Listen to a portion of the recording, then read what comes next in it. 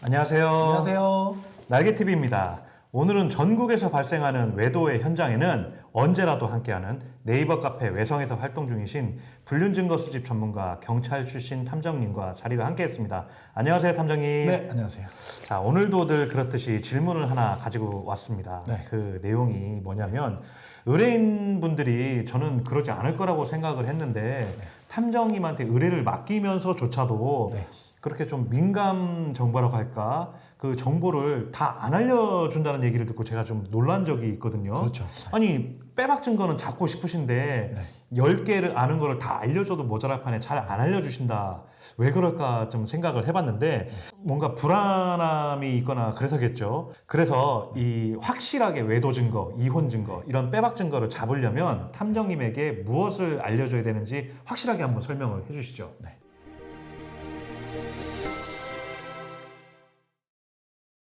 이게 미래를 약속한 나의 배우자와 이제 어떻게 보면 믿었던 배우자에게 배신을 당한 상황이잖아요. 그렇죠. 그런데 타인에게 이런 일을 맡긴다는 게 쉽지 않다는 건 저도 충분히 이해를 합니다. 네. 하지만 제가 추적하는 대상이 유책 배우자잖아요. 그렇죠. 이 대상자에 대한 신상 정보는 어느 정도는 알 필요가 있는데요. 네. 쉽게 말하면 대상자가 출퇴근하는 동선, 또 그 출퇴근할 때 이용하는 교통수단, 네. 자차를 이용하는지 아니면 뭐 버스, 지하철을 이용하는지 정도는 저한테 꼭 알려주셔야. 네. 그리고 또 더 나아가서는 취미, 자주 가는 식당, 아니면 또 오늘 예정된 어떤 장소가 있다라는 거에 대해서는 저한테 알려주셔야 하죠. 근데 저는 이런 게 참 의외라고 생각하는 거예요. 그런 거를 아는데도 안 알려주는 이유가 따로 있을까요?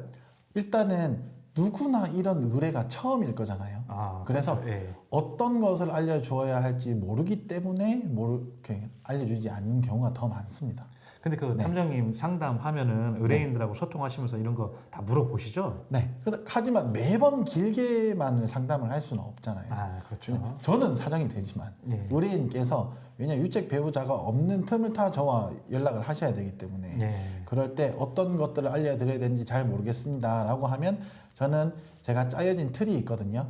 여기에서 아는 대로만 적어주시면 됩니다 라고 알려드리고 그렇게 하는 편입니다. 아, 그러니까 그 의뢰인 분한테 뭐뭐뭐를 알려줘야 되는지 그런 매뉴얼 같은 네. 그 예시를 먼저 준다 그런 네. 말씀이시죠? 네. 자, 그 사건 의뢰하시는 의뢰인 분들 이 매뉴얼 받고 거기에 전부 주관식이니까 답변 해가지고 넘겨주시면 이 탐정님께서는 100% 다 잡으실 수 있을 겁니다. 그 중에서도 저희 집을 왜 알려드려야 하죠? 아, 그런 건 좀 저도 의뢰인의 집을 알고 싶은 마음 전혀 없습니다. 네. 하지만 유책 배우자가 예. 엘리베이터를 타고 내려와서 예. 예를 들면 1, 2호 라인에서 나오는지 아니면 지하 1층 주차장을 통해서 밖으로 나오는지 정도 저한테 알려주셔야 되기 때문에 어느 라인에서만 나오는지 알려주시면 됩니다 라고 적혀져 있습니다. 네. 그렇기 때문에 너무 걱정하시지 않으셔도 되고 그리고 의뢰인과 관련된 정보는 절대 불필요합니다.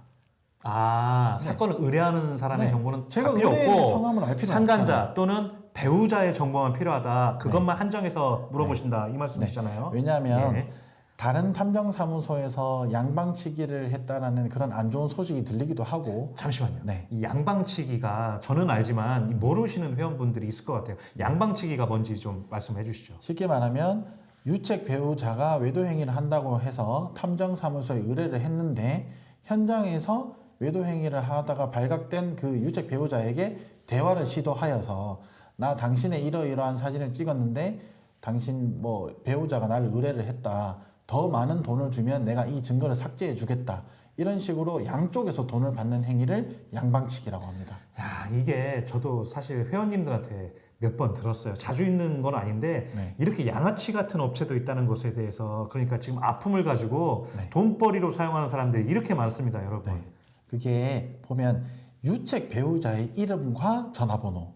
예. 그러니까 우리가 추정하는 대상자죠. 예. 그리고 유책 배우자의 재산 규모 예. 또는 상간자의 이름과 전화번호 예. 또 상간자의 재산 규모 아니면 상담하는 과정에서 유책 배우자가 이런 고가의 자동차를 타나요? 아니면 이것도 유책 배우자의 건물인가요? 라는 등의 재산에 관심을 많이 가지는 탐정업체는 절대로 피해야 합니다. 아, 네. 무관한 거잖아요. 아니 돈이 많은 게 무슨 상관이라고 그런 걸 그러니까 양방치기 양쪽에 좀 돈을 좀 벌어보려고 하는 사람들은 네. 이 사건 자체보다는 돈에 더 관심이 많다. 네. 이 말씀하신 거죠. 왜냐하면 의뢰인에게 의뢰 사건을 받아서 정해진 기간 동안 추적을 해야 하는 의뢰 비용을 받고 하는 건 맞지만 유책 배우자가 더 많은 재산을 가지고 있다고 하면 견물생심이라고 아, 네. 이해갑니다. 그런 이야기를 저도 종종 들었기 때문에 네. 이런 사항에 대해서 유독 궁금해하는 그런 탐정업체는 꼭 피해야 함이 중요합니다. 예. 네. 그리고 지금 이 방송을 보시는 그 구독자님들께서는 저희 여기 계신 이 탐정님은 경찰 출신이기도 하지만 네이버 카페 외성에서 공식적으로 활동하고 계신 탐정님이라 카페에 그런 간판을 걸고 일을 하시는 분들이라 믿어주셔도 될 것 같습니다. 그리고 보면 이제 탐정사무소와 계약을 할 때 계약서를 작성하잖아요. 예. 보면 계약서의 비밀 유지 조항에 만약에 탐정사무소가 비밀을 어겼을 때 여기에 대한 위약금이 적혀져 있는지 전 1억의 배상금을 계약서에 명시를 해 두었거든요. 그렇게 서류상으로나마 예. 위약금 조항이 있는지 없는지를 예. 확인하시는 것도 저는 중요하다고 생각합니다. 그렇죠. 네. 요 탐정님을 선임 안 하시다 하더라도 네. 다른 곳에 사정상 의뢰를 하신다 하더라도 네. 내 정보 팔아먹었을 때 그런 안전장치는 하나 있어야 된다. 이렇게 말씀하시는 거죠. 그리고 별도 사항에 내가 요청하고 싶은 그런 게 있다면 어떤 부분에 대한 정보를 의뢰인이 중요시하는지 탐정사무소도 거기에 대해서 명확히 이해를 하고 있는지 예. 아니면 알고자 하는 정보에 함께 집중을 하는지 전체적인 상황을 보고 판단을 하시는 게 중요하다고 생각해요. 예. 네. 그리고 덧붙여서 이제 유책 배우자를 추적을 하여서 더 빼박 증거에 가까운 명확한 증거를 수집하려고 하면 유책 배우자의 평소 습관 아니면 자주 가는 곳이나 아니면 뭐 유책 배우자가 뭐 조력자가 어떤 사람이 있다라고 하면 이 사람을 주의해야 돼요. 조금 깨알 같은 것이라도 설명을 상세히 해주시는 게 좋습니다.